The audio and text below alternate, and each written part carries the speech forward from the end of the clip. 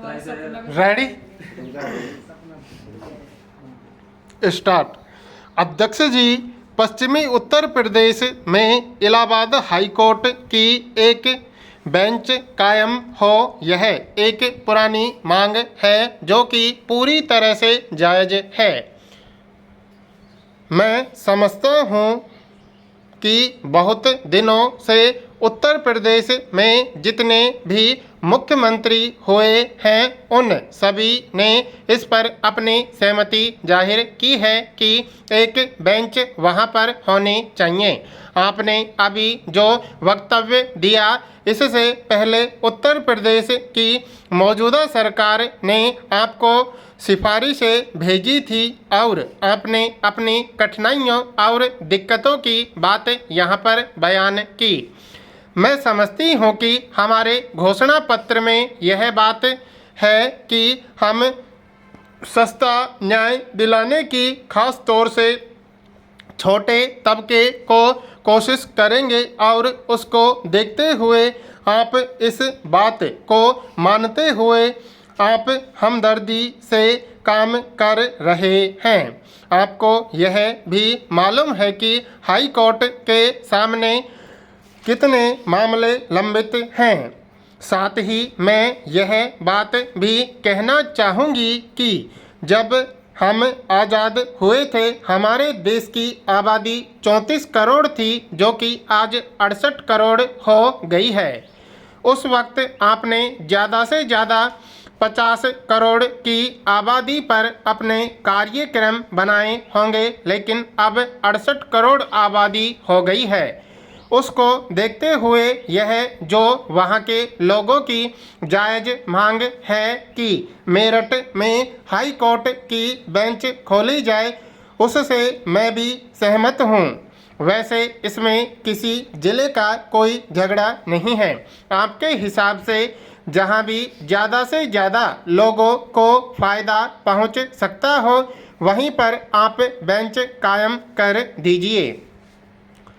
आज हमारे सामने सवाल इस बात का है कि अगर हम सस्ता न्याय दिलाना चाहते हैं तो उसके लिए हमें बहुत कोशिशें करनी पड़ेंगी।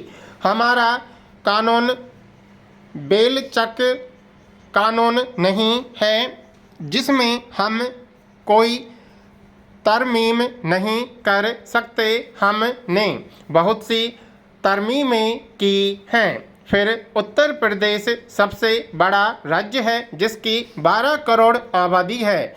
वहाँ लोगों की भलाई के लिए आपको जो भी कदम उठाना है उसको उठाएं। माननीय सभापति महोदय, टेक्सटाइल पॉलिसी जो प्रस्तुत की गई है उसका मैं समर्थन करता हूं, मगर जो सबसे अहम मुद्दा है उसके बारे में माननीय मंत्री जी का ध्यान आकर्षित करना चाहता हूं।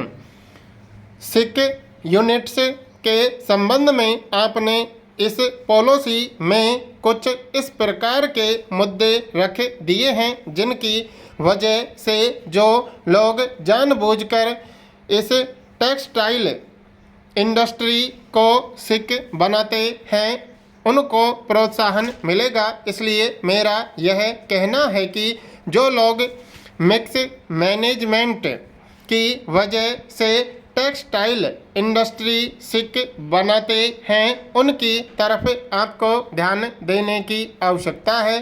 जैसा अभी माननीय सदस्य ने कहा कि जिन लोगों ने टेक्सटाइल इंडस्ट्रीज के जरिए से लाखों करोड़ों रुपया कमाया है और नई इंडस्ट्रीज खड़ी कर ली है, अपने पुराने इंडस्ट्रीज से माल निकालकर उन्हें आधुनिक नहीं बनाया और न किसी प्रकार का इन्वेस्टमेंट किया और उन्हें सिख बना दिया, ऐसी इंडस्ट्रीज के मैनेजमेंट के खिलाफ सख्त कार्रवाई करें।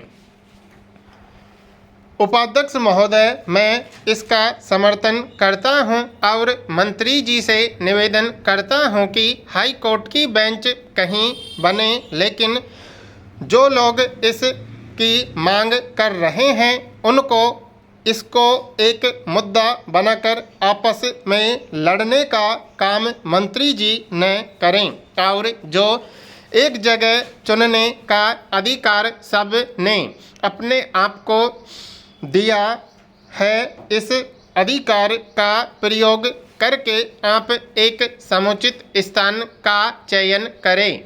महोदय, माननीय मंत्री जी ने यह सही कहा है कि यह आंदोलन का विषय किसी को भी नहीं बनाना चाहिए, लेकिन दुर्भाग्य की बात है कि सरकार बिना आंदोलन के कोई निर्णय नहीं करती है। सुप्रीम कोर्ट की एक बेंच की मांग बराबर होती रही है। अब यह चाहे हैदराबाद में बने, मद्रास में बने, बेंगलोर में बने या त्रिवेंद्रम में बने, पश्चिमी उत्तर प्रदेश के लोगों की तरफ से एक बेंच की मांग बराबर होती रही है। जैसा कि माननीय सदस्य ने कहा कि 1966 से यह मांग होती रही है कि पश्चिमी उत्तर प्रदेश में यह बने। उत्तर प्रदेश के पूर्वी जिलों तथा रहने वालों की भी यह मांग बराबर रही है कि गोरखपुर में इलाहाबाद हाई कोर्ट की बेंच बने। हम लोग जो बिहार से चुनकर आते हैं उनकी भी यह मांग है कि पटना हाई कोर्ट की एक बेंच उत्तरी बिहार में हो। माननीय उपसभाध्यक्ष महोदय, राष्ट्रपति जी ने अभी कुछ दिन पूर्व संसद के संयुक्त अधिवेशन में जो अभिभाषण दिया है वह वर्तमान सरकार की जो नीतियां हैं और जो कार्यक्रम है उनके संबंध में है। लेकिन जैसा कि इस तरफ के अनेक वक्ताओं ने कहा है, राष्ट्रपति जी का अभिभाषण बिल्कुल नीरस था। उसमें इस देश की जनता से न कुछ वायदे किए गए हैं, न आश्वासन दिया गया है, जिनके लिए पहले 2 लोकसभा के 1948 के चुनाव हुए और उसके बाद 1985 में जब वर्तमान लोकसभा गठित हुई और जो संयुक्त अधिवेशन हुआ उसमें जो वायदे किए गए थे। उपाध्यक्ष महोदय, मैं अपनी बात चुनाव सुधार से शुरू करूंगा।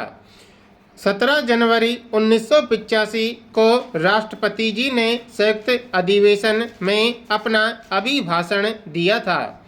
उसमें इस बात का वायदा किया गया था कि व्यापक रूप से चुनाव सुधार किए जाएंगे। उसके बाद 1986 में इस वायदे को भूल जाने का काम किया। 1987 में थोड़ी चर्चा की गई। इस संयुक्त अधिवेशन में जो अभिभाषण हुआ उसमें चुनाव सुधार के सिलसिले में कोई चर्चा नहीं की गई।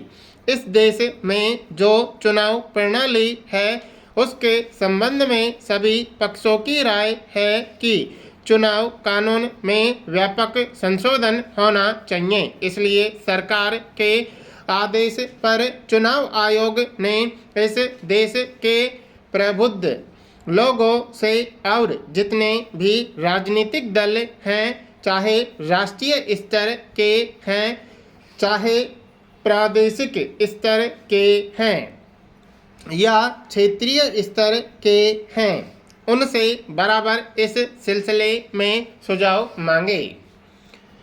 काफ़ी राजनीतिक दलों ने सुझाव दिए भी, लेकिन आज तक पता नहीं।